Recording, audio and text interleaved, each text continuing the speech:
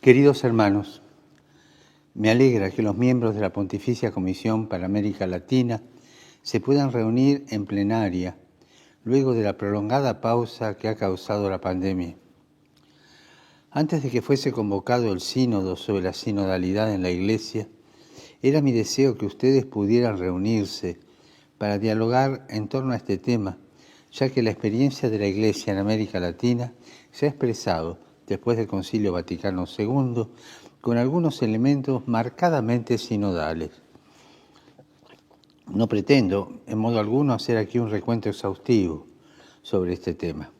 Simplemente, a modo de ejemplo, pensemos que comunión y participación fueron categorías clave para la comprensión y puesta en práctica de la Tercera Conferencia General del Episcopado Latinoamericano realizada en Puebla. Por su parte, conversión pastoral fue un concepto relevante en la Cuarta Conferencia General en Santo Domingo y posteriormente adquiriría aún más centralidad en la Quinta Conferencia Aparecida.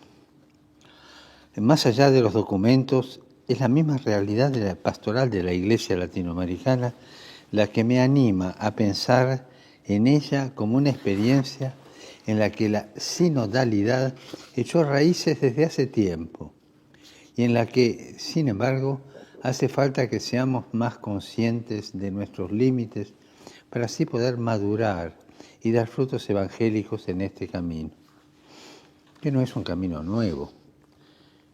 Es un camino que la Iglesia tuvo al inicio y después perdió. Y fue San Pablo VI cuando lo puso en marcha al final del concilio, cuando creó la Secretaría para el Sínodo de Obispos. Recuperar la sinodalidad, que en las iglesias orientales siempre se conservó. La Iglesia latina lo había perdido. Estamos comenzando a explicitar un proceso.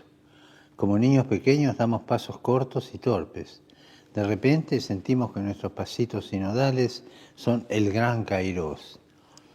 Pero más pronto que tarde descubrimos nuestra pequeñez y descubrimos la necesidad de una mayor conversión personal y pastoral, que sigue siendo uno de los leitmotiv, ¿no? La conversión personal y pastoral. Estoy convencido de que de una manera adelantada la Iglesia en América Latina y el Caribe ha hecho camino al andar, es decir, ha mostrado que una recta interpretación de las enseñanzas conciliares implica reaprender a caminar juntos al momento de enfrentar los desafíos o los problemas pastorales y sociales propios del cambio de época. Digo reaprender, porque para caminar juntos siempre es importante mantener el pensamiento incompleto.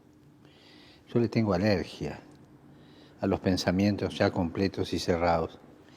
Yo recuerdo cuando, al inicio de la teología de liberación, que se jugaba mucho con el análisis marxista, sobre la cual el Papa y el general de los jesuitas reaccionaron muy fuertemente, apareció dos volúmenes sobre la intuición latinoamericana, sobre la identidad latinoamericana para seguir este camino. Y casi el 80% de las notas estaban en alemán.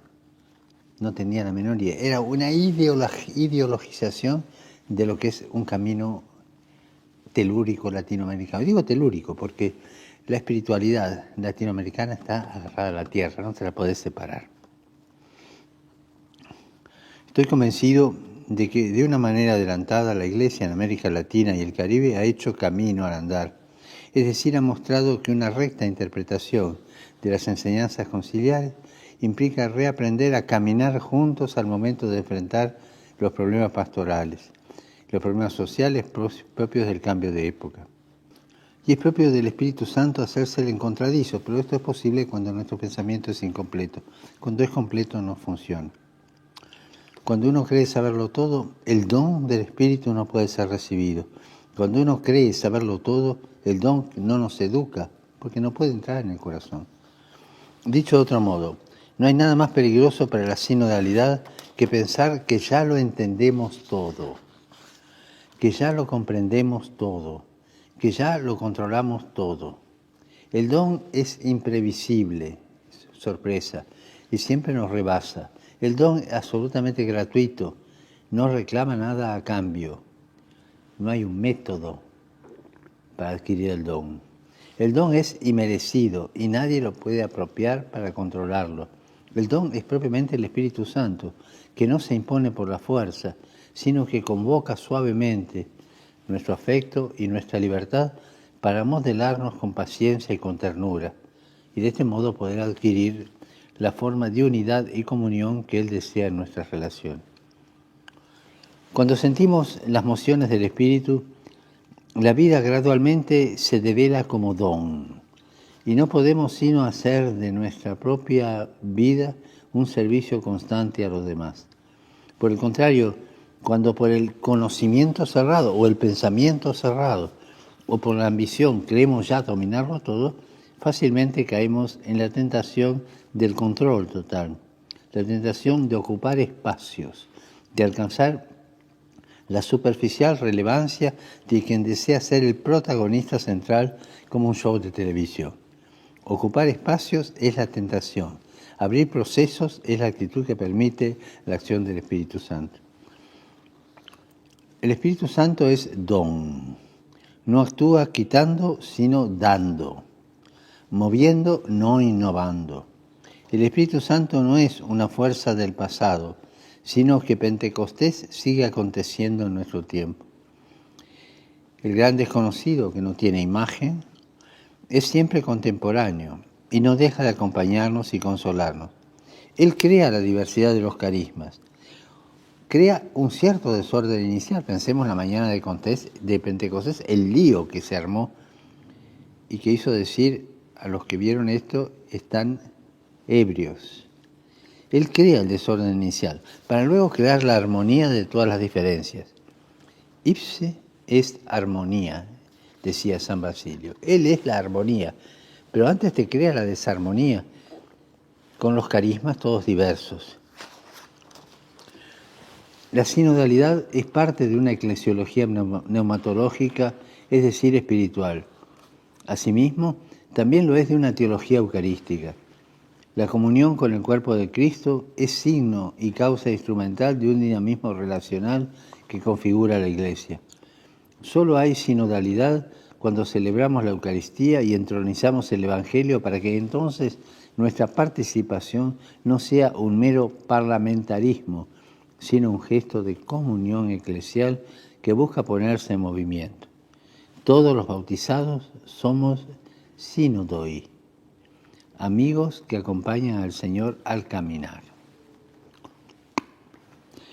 Más aún, la Iglesia es un pueblo reunido en virtud de la unidad del Padre, del Hijo y del Espíritu Santo. Por ello, en la realidad que denominamos sinodalidad, podemos localizar el punto en el que converge misteriosa, pero realmente la Trinidad en la historia. De este modo, la palabra sinodalidad no designa un método, más o menos democrático, y mucho menos un método populista de ser iglesia. Estos son desviaciones.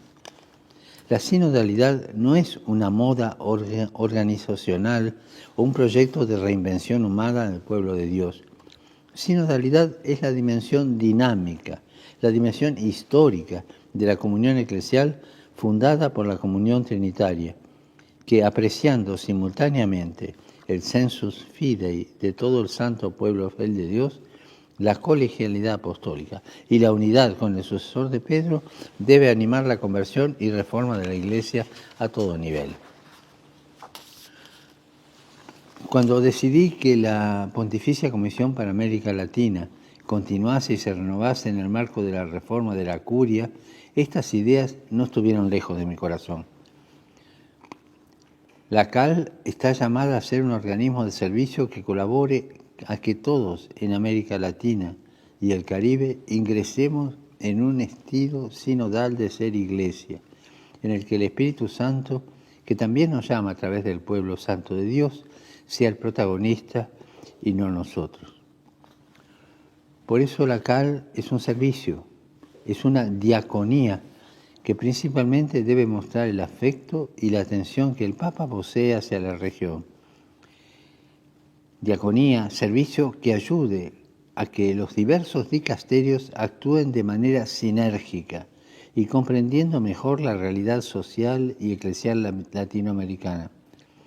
Diaconía que a nombre del Papa acompaña el caminar de organismos como el CELAM y el SEAMA y la pastoral hispana en los Estados Unidos y Canadá, en comunión con la Iglesia Universal.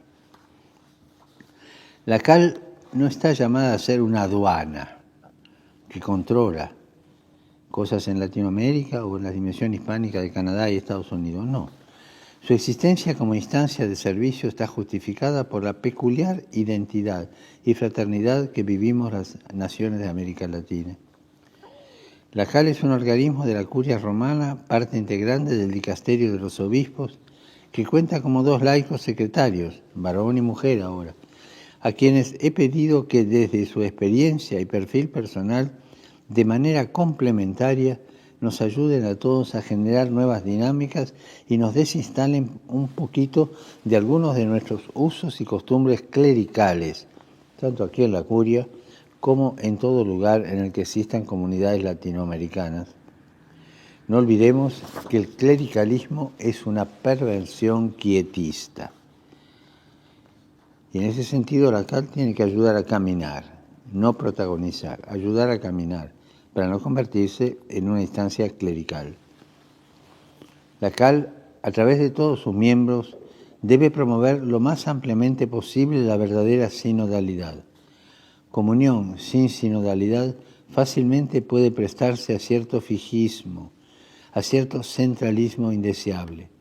Sinodalidad sin comunión puede llegar a ser un populismo eclesiástico. No, las dos cosas juntas. La sinodalidad nos debe conducir a vivir más intensamente la comunión eclesial en la que la diversidad de carismas, vocaciones y ministerios se van integrando armoniosamente, animados por un mismo bautismo que nos hace ser hijos en el Hijo a todos. Tengamos cuidado del protagonismo unipersonal y apostemos por sembrar y animar procesos que permitan que el pueblo de Dios que camina en la historia pueda participar más y mejor en la común responsabilidad que todos tenemos de ser iglesia. Todos somos pueblo de Dios, todos somos discípulos, llamados a aprender y a seguir al Señor. Todos somos corresponsables del bien común y de la santidad de la Iglesia. Agradezco la presencia de ustedes.